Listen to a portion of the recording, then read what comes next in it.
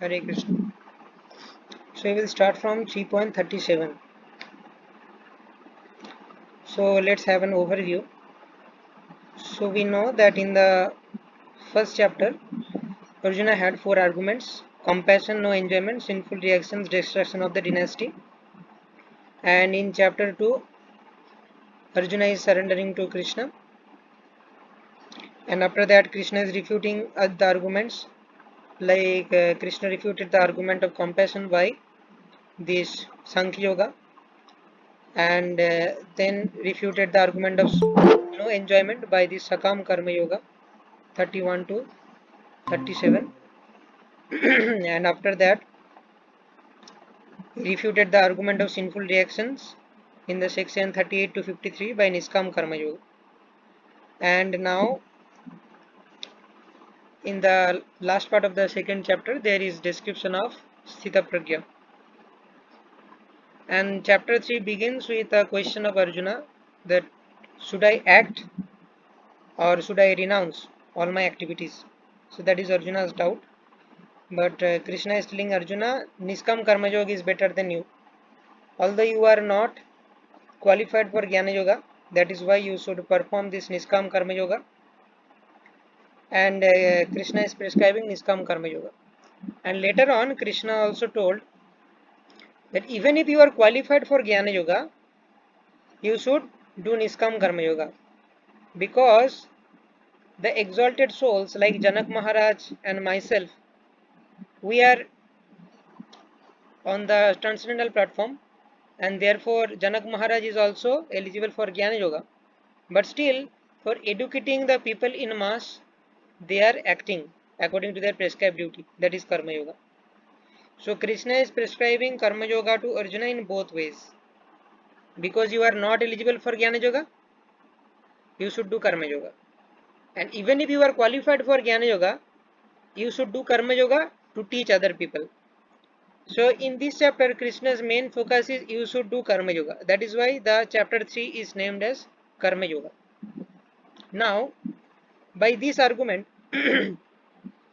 Krishna is refuting the fourth statement of Arjuna, that is destruction of the dynasty.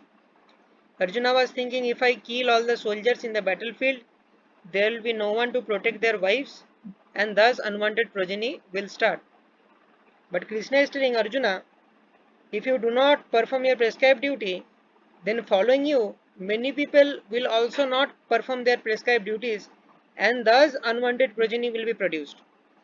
So Krishna is basically teaching Arjuna that you should do your prescribed duty, otherwise your destruction of the dynasty and unwanted population will become, and they will be manifested. Okay, so now Arjuna is fully convinced about the fact that I should perform my prescribed duty. There is no other alternative. Now, in the 36th verse, Arjuna is asking a question. अथोक्यन प्रयुक्तयं पापं चरति पुरुष अनिच्छन्नपि वार्ष्णेय बलादिव नियोजित. So Arjuna is telling, O descendant of Vrishni, by what one is compelled to sinful activities, even unwillingly, as if engaged by force. Although we know what is right and what is wrong, although Arjuna knows that I should perform my prescribed duty, but there is an internal force which compels us to do sinful activities and restricts us from doing our prescribed duties. What is that force? So we will start from the answer of the Supreme Lord. Supreme Lord is answering. Sri Bhagavan Uvacha Kam Esha Krodha Esha Rajo Guna Samudbhava Mahashano Mahapapma Vidyanamiha Vairinam. The Supreme Personality of Godhead said, it is lust only, Arjuna, which is born of contact with the material mode of passion and later transformed in wrath, and which is the all-devouring sinful enemy of this world. So what is the cause of all our wrong decisions? Although we know that we should do this, but we are compelled to do sinful activities, the reason is lust. Kama esha, krodha esha, rajoguna samudbhava. From lust only, anger is, if lust is not satisfied, anger is generated. Mahasanga Mahapapma Vidyanamiha Vairina. Okay, then Krishna is saying, as fire is covered by smoke, As a mirror is covered by dust, or as the embryo is covered by womb, the living entity is similarly covered by different degrees of the lust. So different living entities are covered by different degrees of lust, right? Some living entities are covered by very strong degree of lust. So within these three analogies, first analogy is fire covered by smoke. So that smoke can be dissipated by just giving a blow, it can be dissipated.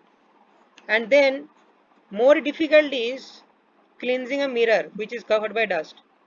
It requires some amount of effort.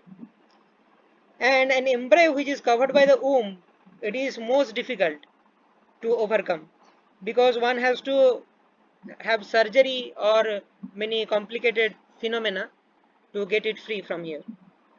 So therefore, different living entities are covered by different degrees of lust, right? So Nilanjan Prabhu, please read this one, Purport. Prabhu, actually, I cannot see the screen. Like I rejoined again, but I don't know what is the problem. Okay. Other screens are visible. My screen is visible for others. No, Prabhu, screen is not visible. Huh? Not visible, Prabhu. Okay. So let me present again. Oh yeah, actually it is not presented. I'm sorry.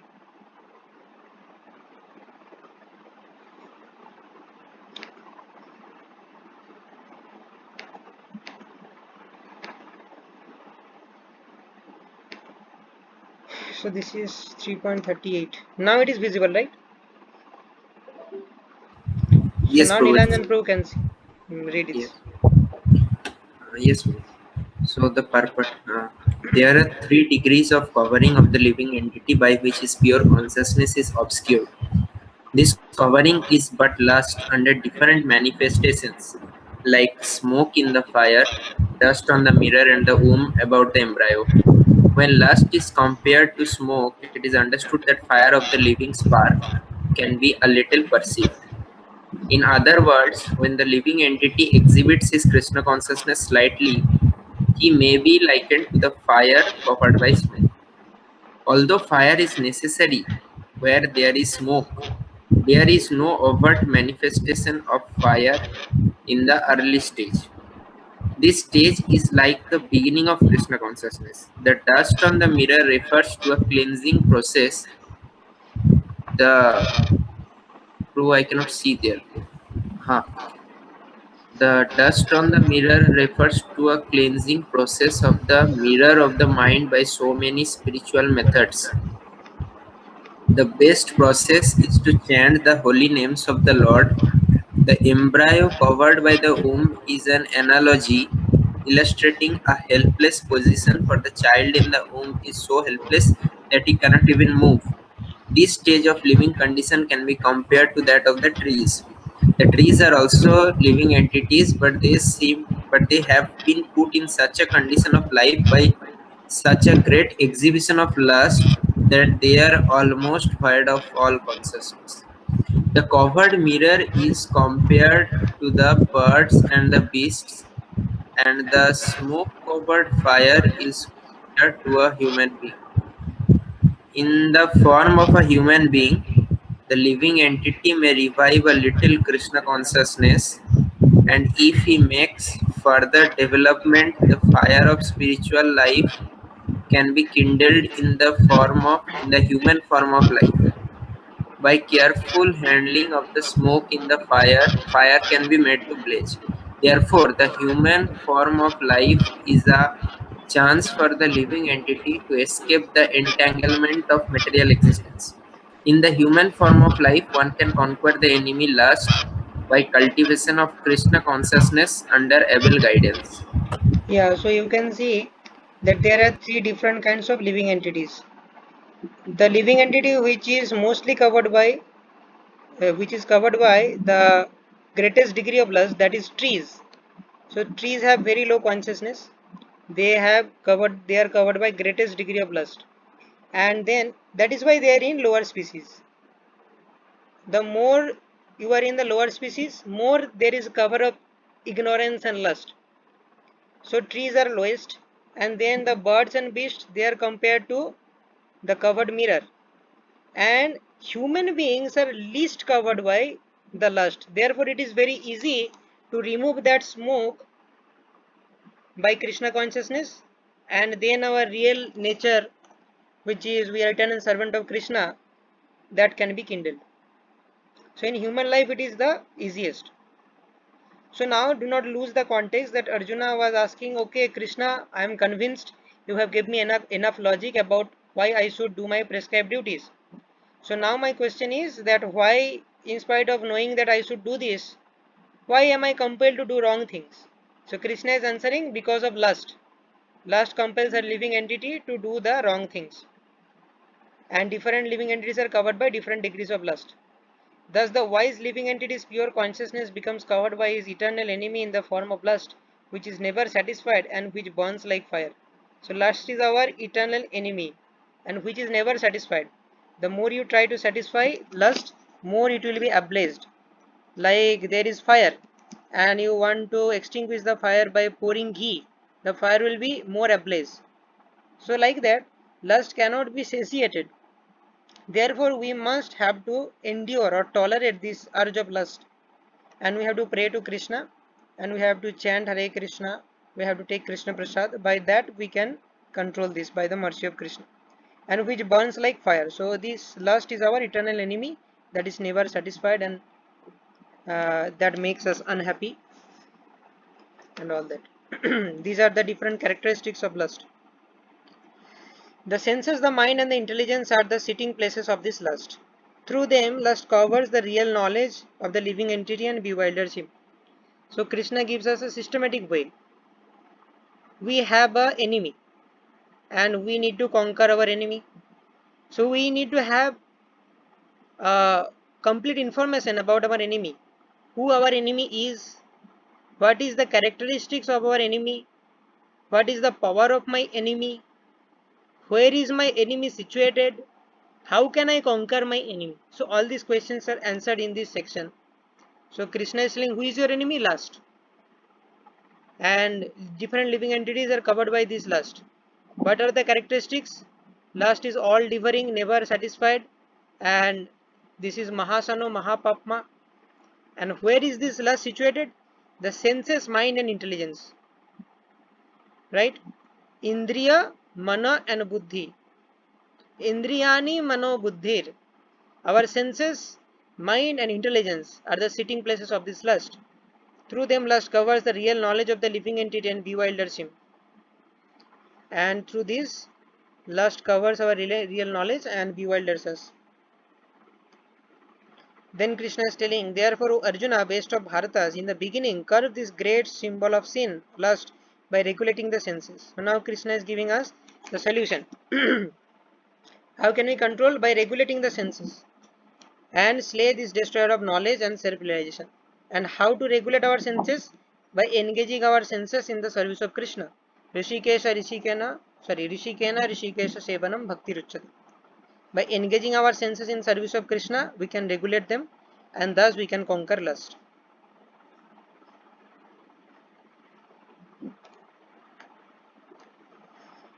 Yeah, then Krishna is telling, Indriyani Paranyahur Indriyabha Paramana Manasastu Parabuddhir Jobuddhe Parasastu Sa.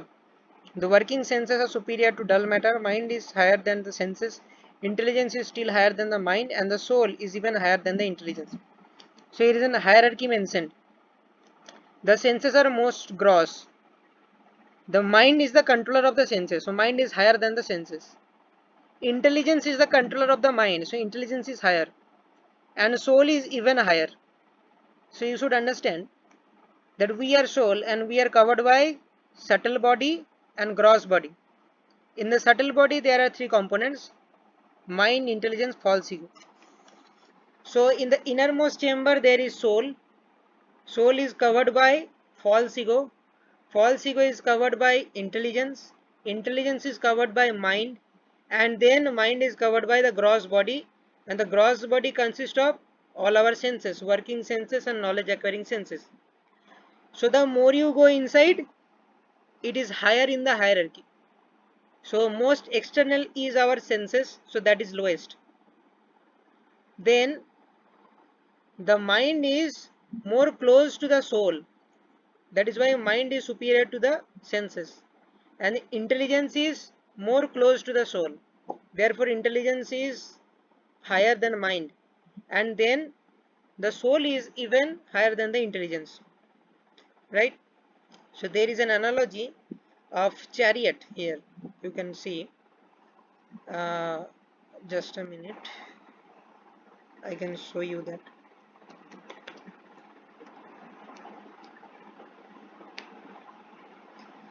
So the soul, mind, body, intelligence, everything is compared to horses, a chariot drawn by horses.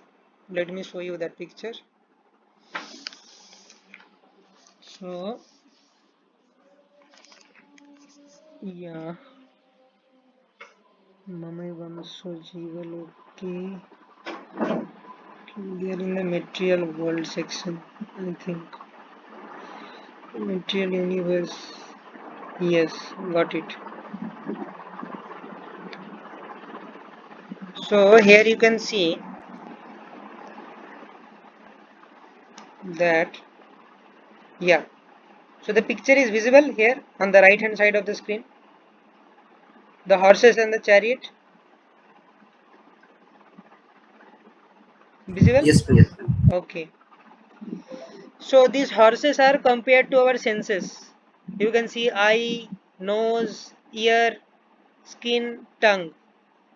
And then these horses are controlled by this chariot driver. So this chariot driver is intelligence. The horses are senses. The ropes through which the chariot driver is controlling the horses is compared to mind. So ropes are the mind, and this chariot is the body, and the passenger is the soul. So these senses are here, and mind or the ropes is superior to the horses, and intelligence or the chariot driver is superior to the mind, and soul is superior to the driver. So this is the hierarchy mentioned here. So the working senses are superior to dull matter. Senses are actually superior to dull matter, like there is senses and sense objects, right? Dull matter means earth, water, fire, air, ether. So our senses are superior to this dull matter. Mind is higher than the senses, intelligence is higher than the mind, and the soul is even higher than the intelligence. So there is many important concepts like Tanmatra and all that sense objects.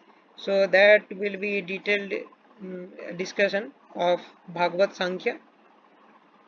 So we can discuss that later, or you can also find I can provide some lectures. Those who are interested in Bhagavad Sankhya can ping me, I will share you some lectures. So there is Tanmatra, space of Tanmatra, very complicated subject matter that is. But just remember this hierarchy for now.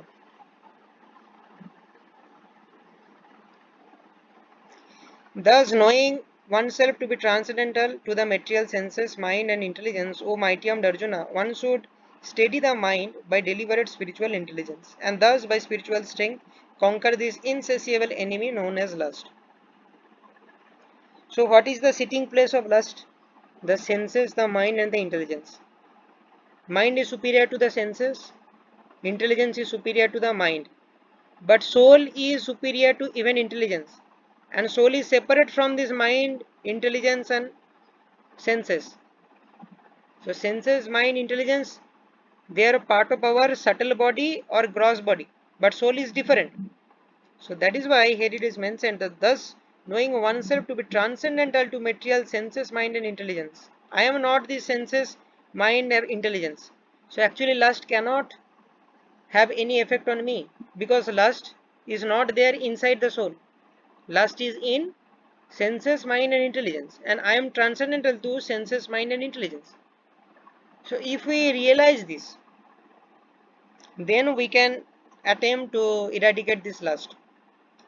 And knowing this, what we have to do, one should steady the mind by deliberate spiritual intelligence. By practice of Krishna consciousness, our intelligence will be steady. Our intelligence will be spiritual, and by that spiritual intelligence, we have to control our mind and we have to make it steady. Like Ambarish Maharaj, Sabai Mana Krishna Padara Vindayo. Always his mind is engaged in service of Krishna. So in that way, his mind is steady. So by practice of Krishna consciousness, we have to make our intelligence spiritual, and by that spiritual intelligence, we have to control our mind. And thus, by spiritual strength, conquer this insatiable enemy known as lust. By that, we can conquer this lust. Okay. So here the third chapter is actually ending. So I think we can start a few slokas of fourth chapter. So in the fourth chapter, what is happening? Let us have an overview. So in summary, what is in the third chapter? So third chapter is starting with question of Arjuna, that should I work or should I renounce? So Krishna said that no, you have to perform your prescribed duty because you are not fit for renunciation, or you are not fit for Jnana Yoga. You are not fit for uh, abandoning all your prescribed duties. You are not at that level. So you have to practice Karma Yoga and you have to do your prescribed duty. And Krishna also said that for whom you have to work, Jagyarthat Karmano Natya, for Vishnu you have to work. And then in the later section, Krishna is telling that till now I have told you that you are not eligible for Jnana Yoga, that is why you should do Karma Yoga. But now I am telling you, even you are qualified for Jnana Yoga, you should do Karma Yoga just in order to educate common people, like Janak Maharaj is doing and myself is doing. So for educating people in general, even if you are qualified for Jnana Yoga, you have to work. So Krishna in both ways is telling Arjuna, you have to do your prescribed duty. Now Arjuna understood, doubt is cleared, that okay, now I understood that I need to do prescribed duty, there is no more confusion, but I understand everything that I should do this, but still still Krishna, there is one factor I am realizing, that although I know that I should do this, but that force is compelling me to do something wrong, sinful activities. Although I know that this is my prescribed duty, I should do this, still I am compelled by some internal force to engage in sinful activities. So what is that force? So Krishna is telling that force is lust, and Krishna gives us characteristics of lust, what are the sitting places of lust, and how to conquer lust, right? So this is up to third chapter. Then starts fourth chapter. The fourth chapter, in the beginning, Krishna speaks about parampara. This transcendental knowledge is flowing in Guru Parampara. So let us start. Shri Bhagavan Uvacha Imam Vivashvate Jogam Pruktavanaham Abhyayam Vivashvan Manave Praha Manorikshvakave Bravit. Yeah, somebody can read this translation. Srinivas Prabhu. Okay, let me share. Yeah. The personality of Godhead, Lord Sri Krishna said, I instructed this imperishable science of yoga to the sun god Vivashwan, and Vivashwan instructed it to Manu, the father of mankind, and Manu in turn instructed it to Ishvaku. Yeah. So whatever knowledge Krishna is speaking to Arjuna, the same knowledge Krishna has already spoken to the sun god Vivaswan, and Vivaswan instructed it to Manu, his son, and Manu, the father of mankind, instructed it to his son Ikshvaku. So thus, the transcendental knowledge given by Krishna was being propagated by the disciplic succession. Okay. Now what happened? So here Prabhupada gives all the details. So if you calculate that Krishna spoke this knowledge to sun god about 12 crores year ago. Here Prabhupada is giving this calculation, you can see. Yeah, Treta Yuga, this much year, the some this years ago. Yeah.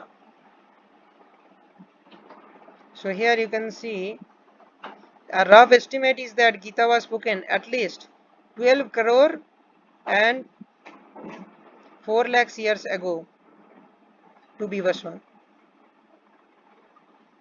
Accepting that before the birth of Manu, the Gita was spoken by the Lord to his disciple, the sun god Vivaswan. A rough estimate is that the Gita was spoken at least 12 crore years ago. Right? Now then what happened? Ebam parampara praptam imam rajarsayo vidu sakalene hamahata jogo nashta parantapa. The supreme science was thus received through the chain of disciplic succession, and the saintly kings understood it in that way. But of course, time, but in course of time, the succession was broken, and therefore the science as it is appears to be lost. So this was the disciplic succession, and the knowledge was flowing. And after that, suddenly this disciplic succession broke, and therefore there is Krishna again is telling it to Arjuna. By the influence of time, this disciplic succession was broken, and thus Krishna has to say it again. Sa ibayam maya tedya yoga prakta puratana bhaktoshi me sakha cheti rahasyam hyetaduttamam. So now why Krishna is choosing Arjuna for again establishing that knowledge? Why Arjuna is the recipient? What qualifications Arjuna is having? That very ancient science of the relationship with the Supreme is today told by me to you because you are my devotee as well as my friend. So this is the qualification. A person who is envious to the Supreme Lord cannot be the recipient of transcendental knowledge. Because Arjuna is Krishna's devotee and friend, therefore Arjuna is the recipient and can therefore understand this transcendental mystery of science. Therefore Krishna is telling. Now Arjuna had a question. अपरं भवतो जन्म परम जन्म विवस्वत कथम एतद् विजानीयं त्वामदो प्रोक्तवानिति. Arjuna said, the sun god Vivaswan is senior by birth to you. How am I to understand that in the beginning you instructed this science to him? So Arjuna till now knows that Krishna is his friend. Krishna showed the universal form in the 11th chapter. Before that, Arjuna is knowing that Krishna is my friend and we are in the same age. Among the Pandavas, there are 5 Pandavas: Yudhishthira, Bhima, Arjun, Nakul, Sahadev. Arjuna and Krishna are of same age. Bhima and Yudhishthira are superior, Nakul, Sahadev is junior. So Arjuna knows that you and my age is nearly same, but Vivaswan is very senior to all of us. Then how is it possible that you said this knowledge 12 crore years ago to Vivaswan? You have just appeared a few years ago just with me, and you are telling that 12 crore years ago you gave this knowledge to Vivaswan. How is that possible? So although Arjuna is asking this question, Arjuna does not have any doubt. Arjuna is put into the illusion by Jogamaya, temporarily by Krishna for speaking this Bhagavad Gita, but Arjuna is eternally liberated soul. So Arjuna is putting forward this question for all of us to understand the position of Krishna. And now Krishna will describe this answer that we will take in the next class. So this is very interesting answer, that how is it possible that Krishna gave this knowledge to Vivaswan. And if you are curious enough, you can have a look in Bhagavad Gita, chapter 4, verse 5th onwards. Okay, so we'll stop here today. Thank you very much. Hare